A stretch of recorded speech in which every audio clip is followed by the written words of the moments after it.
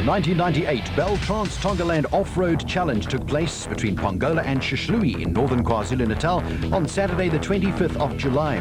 The fifth of the 8-leg national off-road series, the 1998 Bell Trans Tongaland Challenge, is regarded as the ultimate challenge in off-road racing, says race organizer Louise Trefui. First of all, I must say Bell equipment are unbelievable. They've been involved since the beginning, and better people you cannot have to back you up. The locals, the Nkosis, the Indunas, the people themselves. Competitors last year said it was unbelievable how good the people are, showing them the road. We have situations sometimes where they show them on the wrong tracks at some of the other races, but really these people are unbelievable. Very hospitable, helpful, really enjoy the racing. We're starting the race again this year like we started last year with the aircraft. The aircraft will be coming down the runway, and as soon as it gets close to the cars, we'll switch the landing lights on. You'll pull up, go over the cars.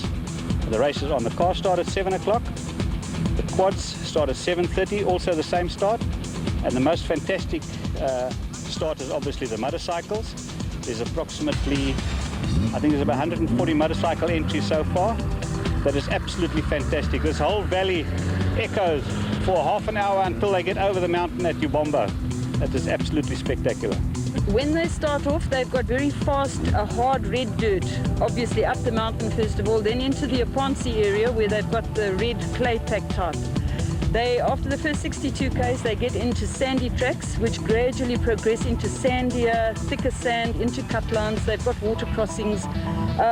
It's just, they go into sugarcane. It's a variation of every type of terrain that you could get within one event.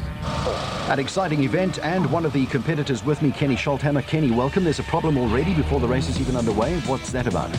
This is RP Reinicke. While they were warming up the dips, they jacked the car up and they found that the front-wheel drive wasn't working. So looks like they're going to be competing in two-wheel drive. That's not going to make it easy. We'll see more of that a little later on. An unusual start, but also a delayed start to the event. Why was that? Very unusual for off-road racing for a delayed start. There was a lot of mist in the mountains, and there were some organisers that had been pre-running the event and actually got stuck up in the mist, so it was a little bit dangerous. That's hence the delay. Okay, so we're looking at a 1-hour delay, but eventually with, as I say, an unusual start, the landing lights are switched on and all the cars take off together. Now, this is also a very unusual way of doing things. It's a fantastic way of doing it. The start of a race, everybody's on an equal footing. They seed you basically on points for the season, wherever you are in the championships, and the quickest competitors are first into the turn. Okay, this is caters for production vehicles, quads, bikes and special vehicles. It's now in its second race as a national. It's 510 kilometers long, and we're looking at all the entrants being on the track at the same time, as it were, aren't we? Well, this is actually the motor vehicles. There are various categories of motor vehicles, and the quads will start half an hour after these guys, and then the motorcycles another half an hour after them. Now, they experience racing all over, on tar roads, through the centre of Mkuze, dirt roads, up mountains, sandy tracks, elephant trails, dense bush, water crossings.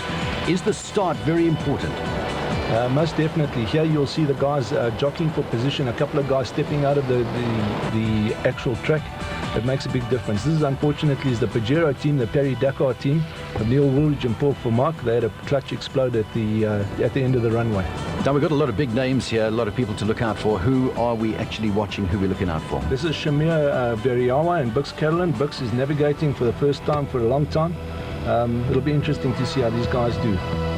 Okay, this is getting into the mountain section just after the start. It's very, very interesting. They've got through the mist. This looks like Richard Schilling, closely followed by RP Reinicke and Richard Caroline.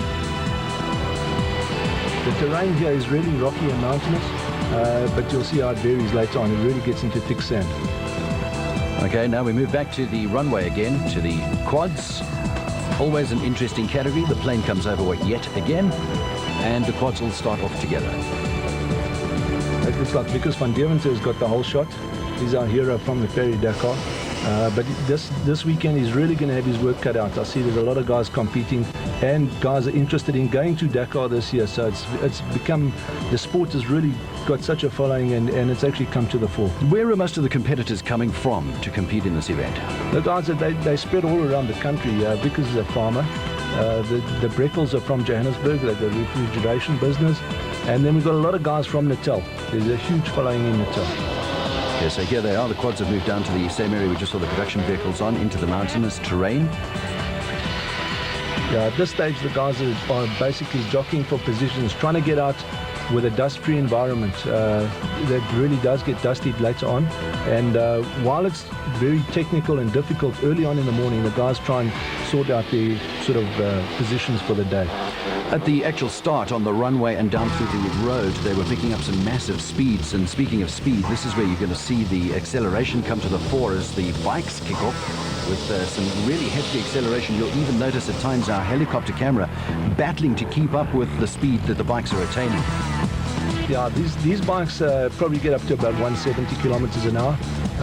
On rough terrain, that's really quick. The bikes that Alfie campaigned in the Dakar does about 195. Now on the bikes, you're looking at an advantage on the 4-strokes as opposed to the 2-strokes because of refueling. Yeah, the modern 4-strokes are incredible motorcycles. They only weigh about 15 kilograms more than the 2-strokes, with the same horsepower and the same suspension. So these guys will miss out on every second fuel stop. So they do have a little bit of an advantage, except we've got guys like Alfie and Errol Dalton on 2-strokes, and they really are superior. What size bikes are they riding? They're riding 500 cc's, but the 250s in this type of terrain are just as quick as the 500s. So it really depends on the guy's preference and the category that he's entered into for the national championship. So we've got most of the big names competing in this event. Oh yeah, all the big names will be there. There you can see there's a crash.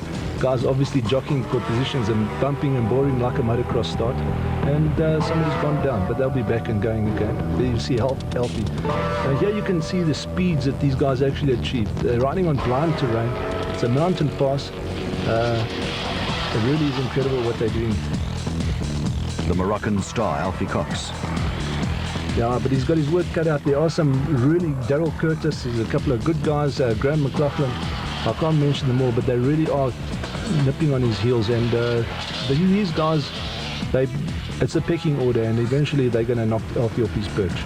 Still looking at the difficult places that they've got to go through, though. This is a very crucial area. This is the first refueling stop.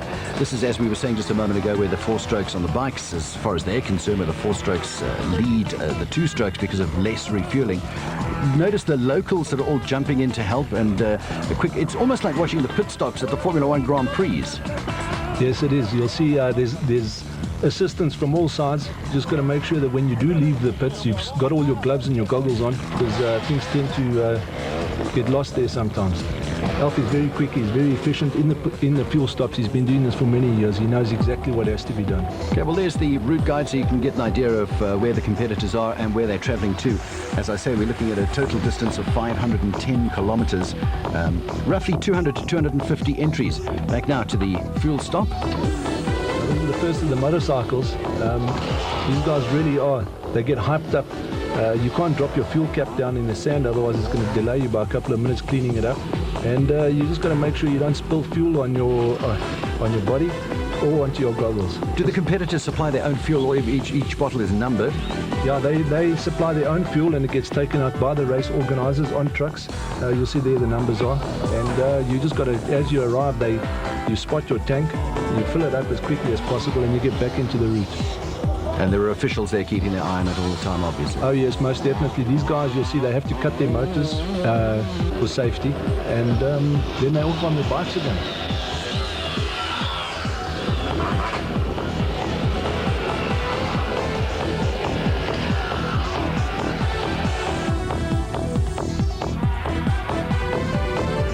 Okay, we move on to a totally different terrain now. Back to the spider-type vehicles. These vehicles usually excel in this kind of competition. Yeah, these are American-designed vehicles. This is the father and son combination of the Chepex, and that's Richard Carolyn, all in race cars. Ex-USA vehicles, very proven in the desert of the United States, and it is basically the ideal vehicle to be campaigning in. It's got unlimited suspension. These guys are running Porsche engines. Now we're talking about a DSP stop here. Do you want to explain to us a little bit about that? It's a designated service point. They have two of these in the Tongaland, where the service crews can get out there and they're allowed to work on the vehicles. They're not allowed any other outside assistance apart from at the service points.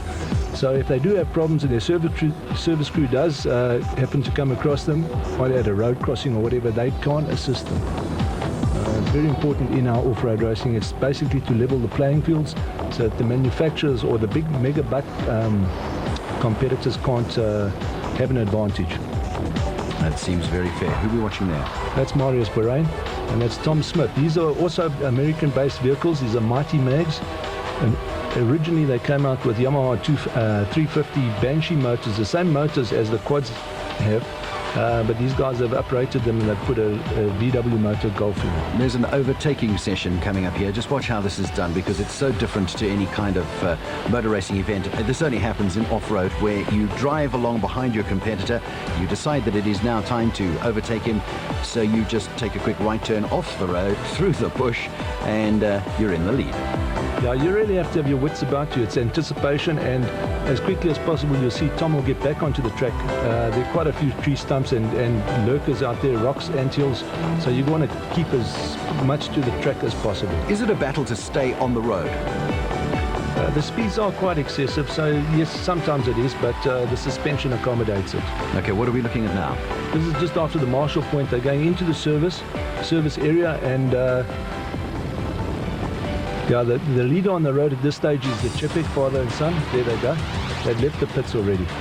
Does this mean that their service crew is working more efficiently? They're professionals, these guys. They know what they're doing. At this stage, they're leading the championship. So the father and son combination leading the championship. We're watching the 1998 Beltrans Tongaland Off-Road Challenge between Pongola and Shishluwi in northern KwaZulu-Natal. What are we looking at now, Kenny? This is Richard Carolyn. He's at present going second, but you'll see how he manages to keep his car at high speed on the track.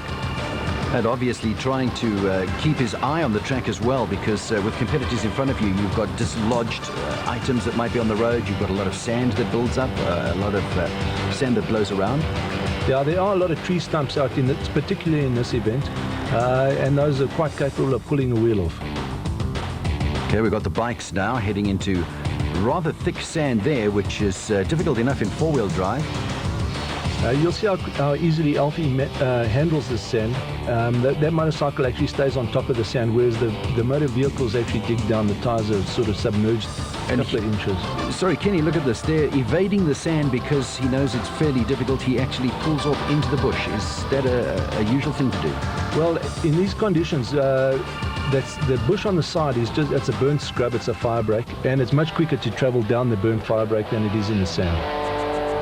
The guys are looking for every bit of assistance they can. This is Wade Perrins. It's fantastic to see. He's really come up in the racing. He's moved down to Natal, and the conditions suit his car fantastically. Once again, getting through that thick sand.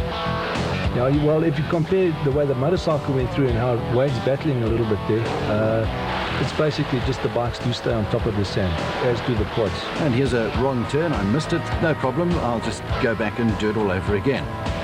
How is the course marked out?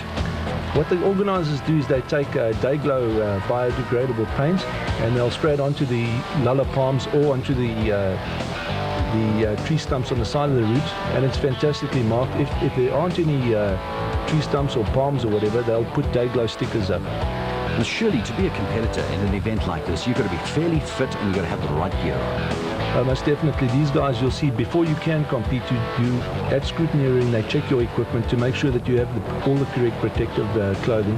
And it would be crazy to go out without the right kit. But these guys, you say the fitness, yes, they practice every weekend and they spend a lot of time in the gyms. Nice little challenge going on here between the quads. Yeah, it's good. These guys have probably been having a dice within the whole race for themselves. At this stage, these guys are the leaders of the quad category. I think the one is Mark Breckel. I can't see who the second one is. Moving at high speeds over very rough terrain in somebody else's dust. It's definitely not an easy thing to do. Now, you've actually got to have a little bit of trust in the competition. You know, you're passing guys and you're using the whole road, so you do have to have trust in each other. Okay, back to the production vehicles now. There you can see Cheppy, they missed the turn, and it's not a problem, they just cut across the track. Now there's Cassie Kutsia and Pete Swanepoel in their Hilux. Tell us a bit about that. Now, this is great. This has been a long development program that Cassie and Kilo Engineering have taken on, and these guys have managed to get their act together, and it's really working well now. And just about overtaken. Now the motor that Cassie's got in has got super horsepower, and a small space frame like that, which is a Class B 2-litre motor vehicle, has no legs against that. Moving at high speeds. And so are the bikes, let's not forget them. Now this is Alfie, our race leader at this stage. It looks like he's going to run away with this one. Okay, out of the competitors, we've got a father and son team, the Chepiks, as we mentioned, and we also have a husband and wife team, don't we? Oh yes, yeah they are. These Mandy and Tony Yo, they've done a fantastic job, great PR for Land Rover, and these guys are a personality you cannot believe, and I'm sure that Tony's going to be on the radio and the TV in the future talking to us and giving us a few chirps. He'll know what we're talking about. He really is a great competitor, as is Mandy. Okay, so there you are, the husband and wife team. We saw the father and son team a little earlier on. One of the great things about in these kind of events and these kind of races is you never know what's going to come up next. Your bike gets all covered in dust and covered in sand, and then you turn around the next corner and it's time to take it to the car wash. Yeah, you'll see the different approaches these guys have in the water. Some of the guys reckon it's the best to try and wash the car or the bike. The other guys are really more cautious and they take it easy. And you'll also notice, if you watch these scenes that are coming up now, we're going to stay with the river for a little while and watch the people going through. And if you watch the bushes on the side, you'll see people just coming up to watch the event all the time. Where are they all coming from? It's amazing. You can be traveling along the route and out of the blue there's a couple of thousand spectators. There's a lot of missions and hospitals on the route, and these guys all congregate on the side of the route and watch for the day. It's incredible. Now, every single motor vehicle that comes out a slightly different way. Everybody uses their own tactics. You'll see some in a little while going in a lot faster than perhaps they should have. Did anybody get stuck? Yeah, unfortunately, we were one of the competitors that did get stuck, but at that stage we'd had a few problems. So yeah, there are different approaches and your concentration basically at the end of the day. You know, it's a long day, 520 kilometers, which is unusually long for an event like of this nature. We're normally about 420, 450 on a daily basis. This is Tom Smith. Nice approach, nice clean line. And obviously quite relieved to be out of there. Looking at the bikes now. Now this is Carl LaRue, KTM. This is a 500cc motorcycle. You'll see the 250s mixed in amongst them. This is Clayton Enslin and Greg Aspinall. Okay, Greg battling just a little bit there. Hasn't got the into the water quite right, but he's out, which is quite a relief, I would imagine, to him at this stage. You know, these motorcycles really do get through. Watch this. This is Tony doing a bit of showboating for the TV. I'm sure that his car's nice and clean there anyway. I'm sure it is. He takes a difficult way out though, doesn't he? He doesn't make it easy for himself. Yeah, he nearly got stuck just on the right there. There is a big hole that's been cut by the locals. Here we have the first of the quads. And taking it very, very slowly and very safely. Yeah, it looks like he actually he stopped. He lost his momentum there. He actually should have kept it going, but it's always easy from this side of the cameras. The locals giving him a bit of encouragement. And a quick wave, and off he goes.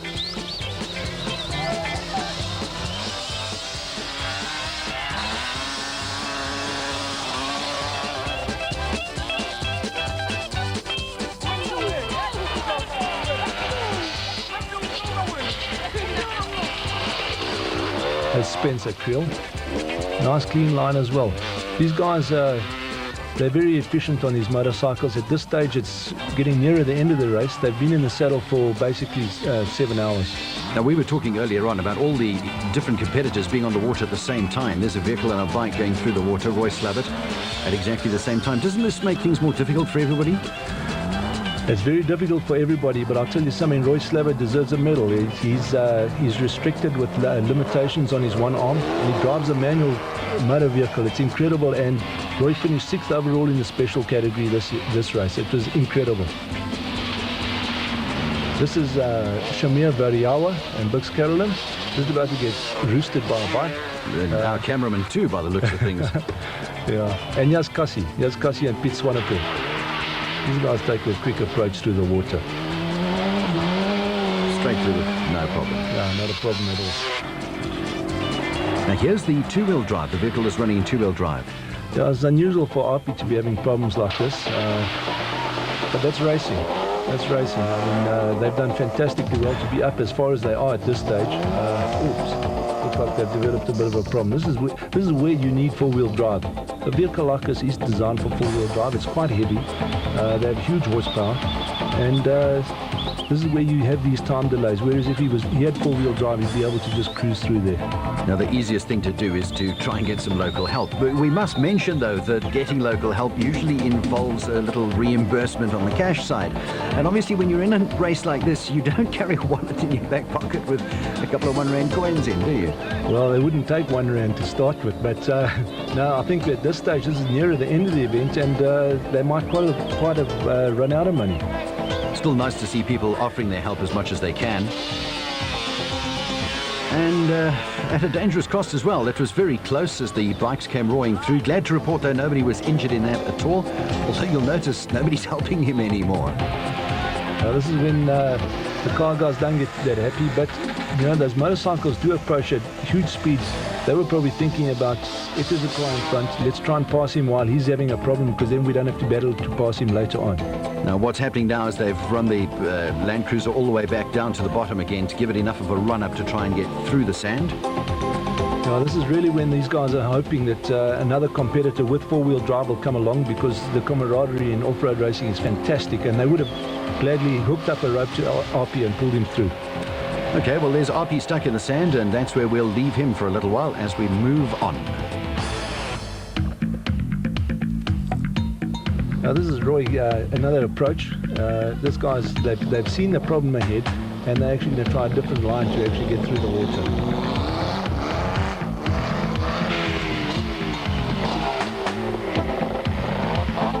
There's our leader in the quad category. Once again, taking it easy, always very cautious. Whoops, this could be... You've got to be very careful. When you're reversing these, Paul, when you are reversing these race cars, the vision is very limited. So he's had a problem as well, so he's reversing back and he's going to have a run at that. Bearing in mind that these space frames are all two-wheel drive as well. Okay, it's easier obviously to do a flying start, as it were, from here where the ground is a bit heavier and take out a couple of banners at the same time. Yeah, once you're on hard-packed soil, you can get going and you can just have a good run at it. Now, not everybody found this that easy. Yeah, I think these guys also had a problem with their drive. They also had two-wheel drive. The conditions were really testing, and quite a few of the vehicles did find that the four-wheel drives were giving them problems. You can see by the reflection of the light and the shadows that we're now moving fairly late into the evening, and people are obviously tired. They've had a long, hard day. Yeah, with a delayed start as well, with a start being delayed an hour, that's how come the guys are riding into the dark. Normally they finished sort of about 4:30. Now look at this. We look as though we're out for an afternoon cruise. Now this is a Class C vehicle. These guys are incredible. They managed to get this thing through. It's also a two-wheel drive. It's got a lot of weight. We call it a Tupperware car, but it's well engineered. Instead of putting aluminium body panels on it, they put plastic. And here we are, the first one through, and it's the Chepex. 7 hours and 19 minutes. That's great going for 520 kilometers. Followed, number 2, by Richard Carolyn, Greg Harvey and Boy Stone in 3rd place. Moving on to Class B, Marius Burains first, Tom Smith second, Johan and Frieda van Jaarsveld running 3rd. Into Class D, there's the husband and wife team, Tony and Mandy Yeo, followed by Cassie Kutsi and Pete Swanepoel. They must be happy about that, Kenny. Yeah, it's a great turnabout. And RP and Robin did fantastically to finish 3rd. Class E, Karel van Vieren and Koppie Versveld came in first, followed by Noel Quinn, Haley Quinn, another combination at number 2, and 3, Skalkberger and Douglas Driver. Now, there are lots of finishers there. Moving on to Class G, only one finisher. Well, the conditions didn't favour those two-wheel drives. They did a great job in finishing. Hein Grobler and Charles Vormerans, well done. Let's move on to the bikes. Coming through, it's number 500. It's Alfie Cox, who else? Alfie Cox winning, and Graham McLaughlin coming in second, followed by Carl LaRue at number 3. In the 250cc class, Darryl Curtis, Spencer Krill and Greg Aspinall. Darryl did fantastically, only 9 minutes behind Alfie, and it's adding to the weight of his Dakar challenge this year. Onto the 200cc's, Wayne Farmer, Quinton Milton and Dudley Smith coming in third. Moving from the 200cc's now onto the quad category, coming in first in the quads. Yeah, Mark Breckel, a fantastic achievement, a big turn up for the books ahead of the favourites, Vickers van Deven and Christoph van der Merwe, and then of course Paul Trumse, the local. He's done fantastically. That's in the Class L category. Moving on now to Class K. John Craig Costello coming in first, Leon van Eerden second, and Cornel de Villiers third. So there you are, the end of a successful event, the Beltrans Tongaland Off-Road Challenge. Kenny, thank you very much for joining us. We look forward to seeing you again at the SA National Off-Road Championships leg number 6, the Caledon 400, taking place in the Free State in September. Thanks, Paul. That was great.